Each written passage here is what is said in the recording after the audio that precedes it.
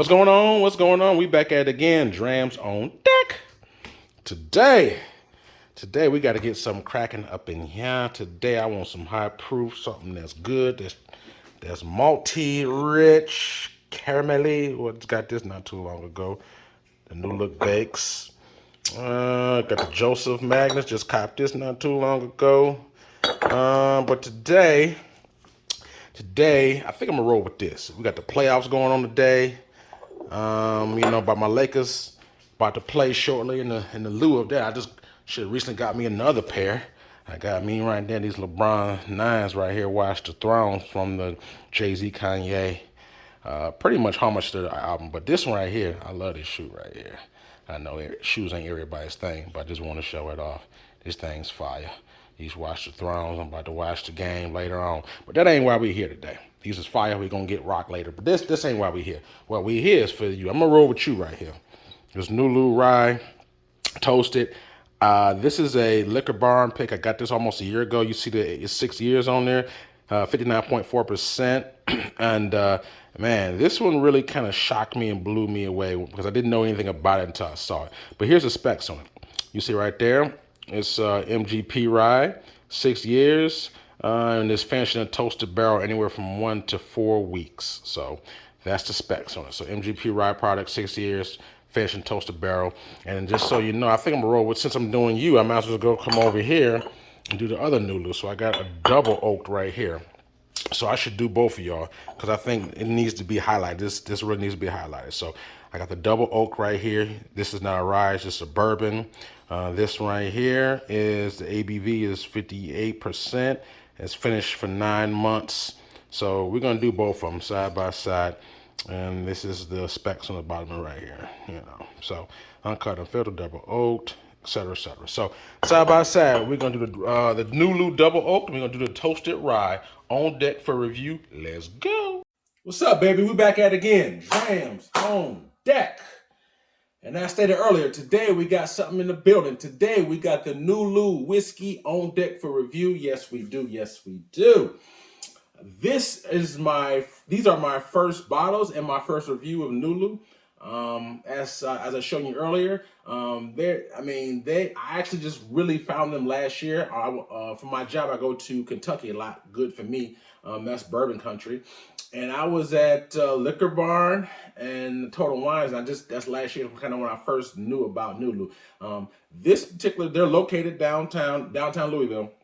And so they are not necessarily, you can't necessarily find them nationwide. I mean, there's certain areas that do have it, but there's certain states that just won't carry this. So I would say this is regional. I mean, I know you can get it in New York and Cali and obviously certain other states, Florida and whatnot, but every state doesn't have it. I've never seen them in where I'm at. I'm in Iowa right now. I've never seen them in Iowa. So you're not going to see them everywhere.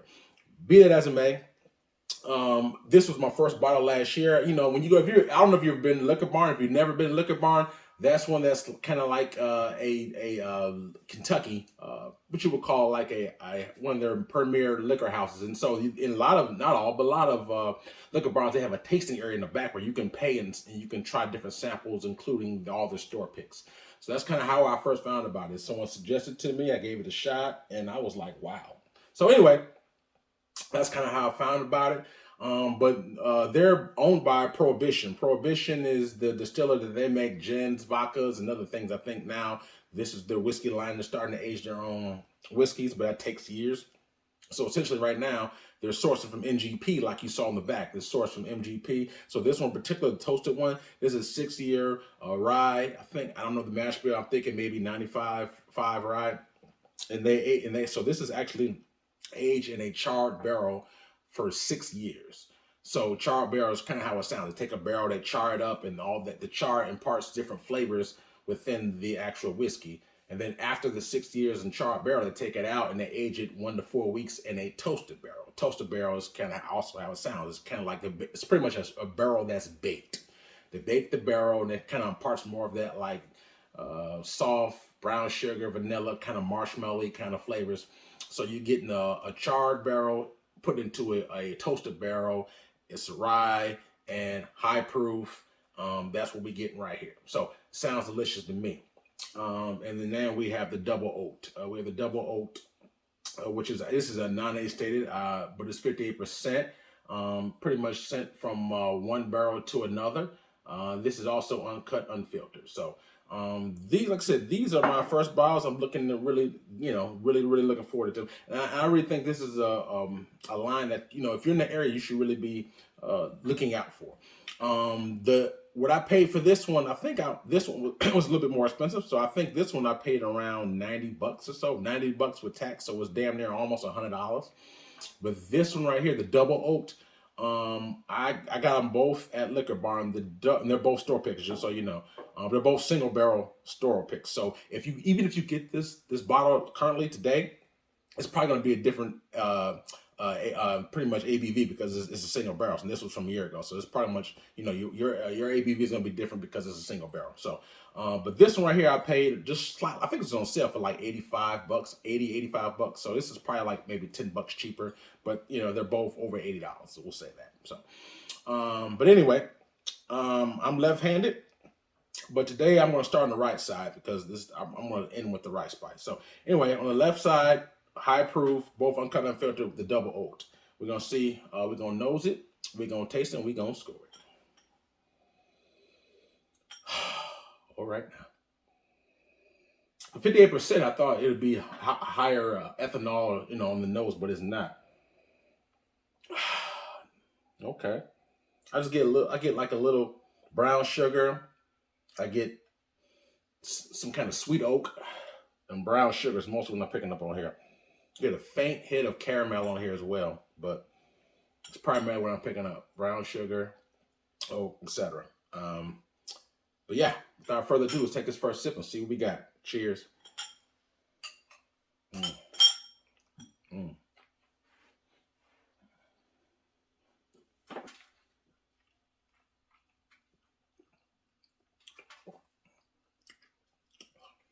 Ooh, just getting nice and warm. First sip of the day. As always, I can take 2 sips to kind of further saturate my palate. Burn off top.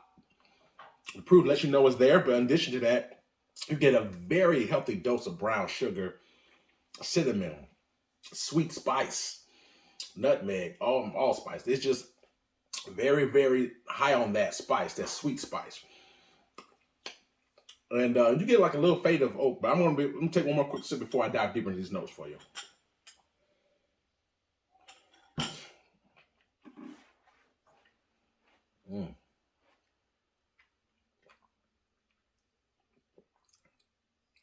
Well, okay. He ain't no punk now. 58%. You get like a little bit of a Kentucky hug on that one. Let you know it's there. But man, do you get so much brown sugar, caramel, vanilla. Like I said, that rich cinnamon, nutmeg spice. If you are a person who likes those sweet spices, this is gonna be right up your alley. You get a little bit of molasses on there too. The proof is there. The finish is kind of medium short, I would say. I mean, you still get the ABV on your tongue. You get the prickly little taste as I just downed it maybe about 20 seconds ago. So I still get a bit of that sugar, a sweet spice, but it's kind of faint. But you do get, when you roll around that mid palate as it goes down the hatch, you getting just sugar, vanilla, sweet oak, molasses, all going down. That's that, and it's like I said, I wouldn't say super complex, but what the spices that I just yelled out is very turned up because of the ABV. Like I said, the finish is kind of, I don't really detect anything else now. It's been about a minute since I downed it, so the finish is kind of, like I said, medium short as far as the flavor profile, at least on my palate. Now your palate may be different, but nevertheless, you get it. Like I said, it's very intense and high turned up on when it's rolling around on the palate. As it goes down, it kind of quickly fades after maybe 20-30 seconds. But all in all, it's still good for what it is. So, I mean, if you're really into that, just imagine if you had you ever had Jack Daniel's Barrel Proof? This is double oak. So, I mean, I would say it kind of puts you in that ballpark of that, like maybe not exactly like, because, Jack Daniel's, you get the banana flavor on. You don't really get that with this, but you get like a version of that, like I said, with the syrup, the allspice, cinnamon, sweet oak, vanilla. You know what I'm saying? This is not, the viscosity is not super high on this either. It's probably, I would say, low viscosity as far as the oiliness. But the flavor profile was very intense when you put it on your palate. Oh no, it's pretty good, Dram. I probably should just put just a little bit of, just a couple drops of water on this thing, just because I just want to see if anything. I mean, it is 58%, so I'm just curious to know if it imparts any different flavors. But yeah, I got this one first. I want to try that one. So the double oaked, like I said, I have a double oaked Sagamore, which I reviewed earlier before. That one's pretty good too. So just to put it out there, like double oaks are pretty nice. Obviously, the one that's very commonly always out there is the Woodford double oaked. So you got the Woodford double oaked, and then you got the Nulu double oaked. Now the Woodford double oaked was only 45%. This one right here is 58%. So it's definitely higher. So it's more turned up on the volume. I would say that. And like I said, that Sagamore double oaked is very good as well. So just giving you some options for other double oaked. And also something that's similar to a double oaked, or what you would call a double oaked, the Old Forester 1910 and 1920. It's not labeled double oak, but that's essentially kind of what it is. So if you like the 1920s Old Forester, if you like the Woodford Reserve double oaked, if you ever had Sagamore, which is out of Maryland, they putting out some solid drams. They're double oaked, and that gets you a ballpark of kind of what the taste profile would be for this. So anyway, I put a couple drops of water. Let me take one more quick sip, and I'm gonna score it for you.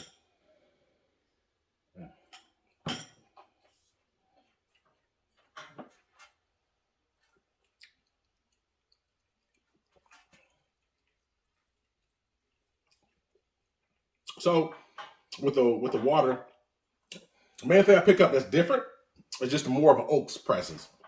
I get more oak on here, like sweet oak, but you know what I'm saying? I get the brown sugar's there, but it takes like a little bit of a fade back, and that oak pushes forward. All in all, it's still good regardless. I probably like it without the water, but either or, tomato, not bad at all.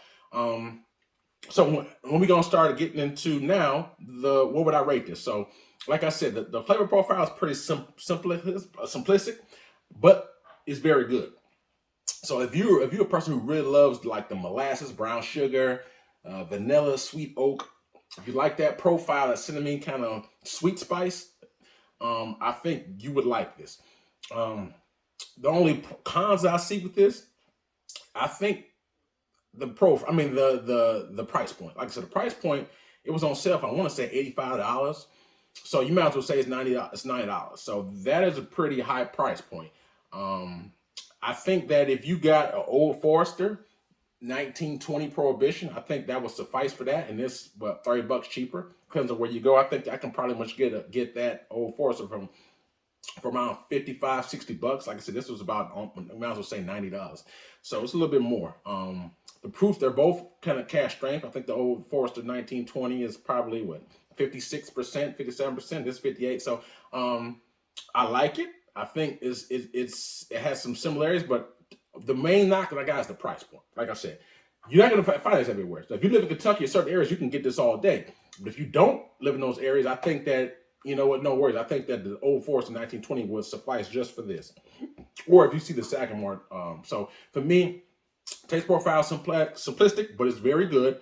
I don't like the higher price point. So for me, if I had to rate this out the door, if I'm going to just rate this on taste profile alone, I'm not even going to factor in just yet the availability and the price. But just on taste profile alone, 1 out of 10 being the best, I would give this a solid 8.25 out of a 10. So 8.25 out of a 10 on taste profile. Very nice. I like it. Like I said, it's not overly simplistic, but it's very good at what it does. That being said, if I'm factoring the price and the availability, I'm going to knock it down a point because, like I said, you can't get this everywhere.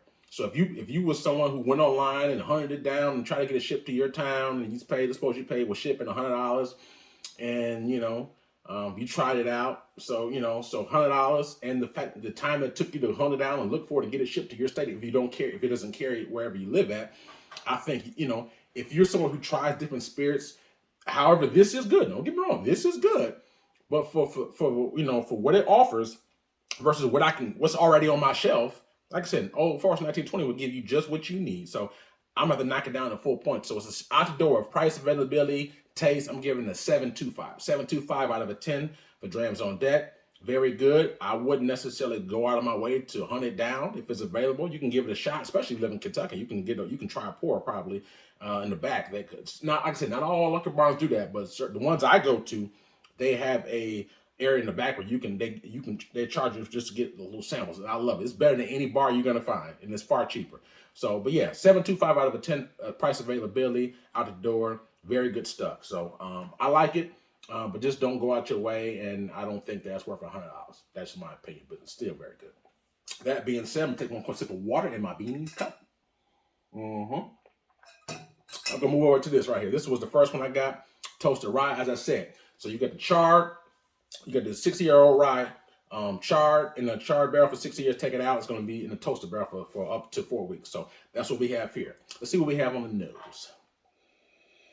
All right now, ooh, see. This is so weird, and I'm just a quick comment. I didn't like rye whiskeys about 4 or 5 years ago. I didn't much care for rye.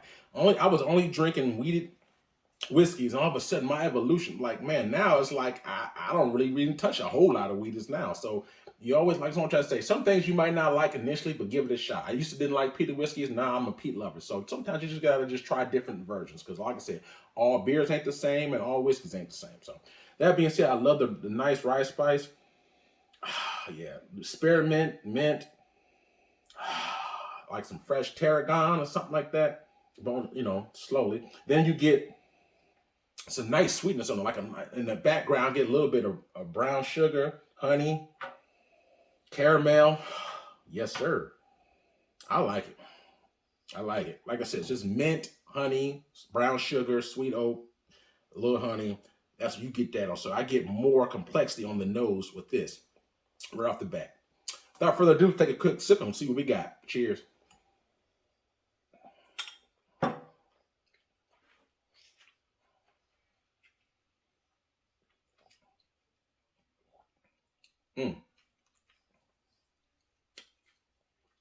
Okay. First sip off the top. This is a better product. I won't even keep you in suspense. This is a better product than that. I like this, but this is better. You get that rice spice that I picked up on the nose when I'm getting on the palate. But let me take one more quick sip before I dive in these notes. One more.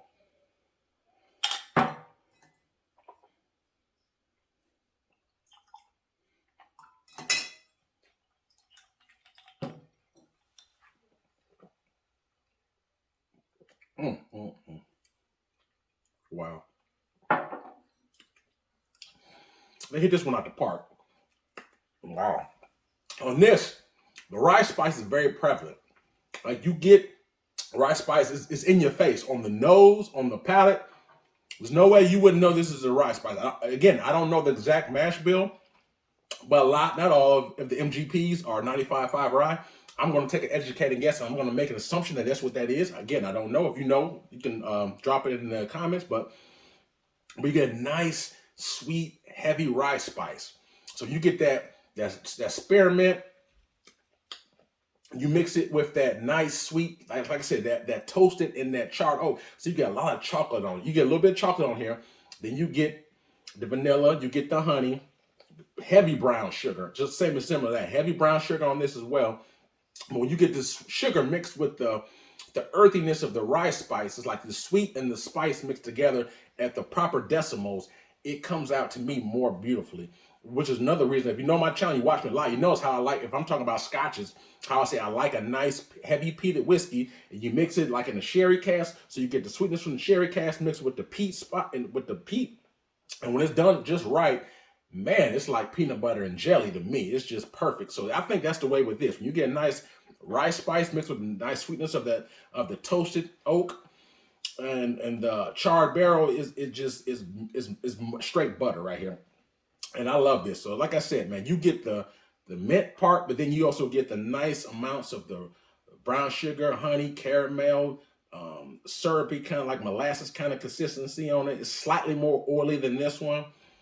And with that spice mixed with the sweetness, it just marries together on a much higher level for me. Very good. I dropped some water in here, so I'm gonna take another quick sip of water. But I'm gonna tell you right now, this is like I said, this is not just a regular rye. This is a toasted rye, and it's in a charred barrel. So this rye is going to part different, a little bit more different, like chocolatey flavors than you would get. Not too long ago, I did a Pikesville rye. It's behind me back there, but I did a Pikesville rye. That is a very good rye. But this is a toast. It's a rye, but it's toasted and it's in charred berries. So it's just as good as far as the rice spice. It's very good rye. But this is, to me, is a little more marshmallowy, more chocolatey, more brown sugary because of that toasted and the charring. So that's to let you know the differences of it. But this is very good. I had water in this. Let me take one more quick sip. I'm gonna give you a score.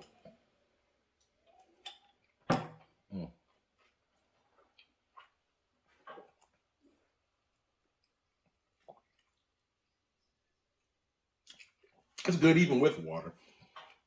It's very similar note. I would say this the mintiness, spearmint of the rye kind of lingers around a little bit more, and the ABV is slightly more turned down. So for those who don't like high proofs, I think water is going to be good for you. It's very similar to what I told you with water. Just the ABV is a little bit more turned down. You get I think I get a little bit more of the mint, but you still get the heavy rice spice. Like it's like that spice you get, like I said, that is that pepper, that mint mixed with the sweetness of the cinnamon, the brown sugar, the vanilla, the sweet oak. Very good. This is one of the better ryes I've had. Like I said, this is I would call maybe a finished rye because it's toasted or whatever, but this is a damn good rye. I mean, this is probably, of all the rye whiskeys I've probably had, I would say this is probably, maybe top 10. And I haven't had them all, but I've had my fair share. I mean, this is borderline top 10 for me at ryes I've had. Just very good. I really like this, man. $90. I think it's worth every penny of it. This I wouldn't necessarily say so because you can get something comparable to this, but this, when I think of this, I have a, I don't know if I can reach it or do I have it? I have a rye back here. I'm just only grabbing because I can read. If you can see this, I have a Parker's Heritage 8-year heavy char rye.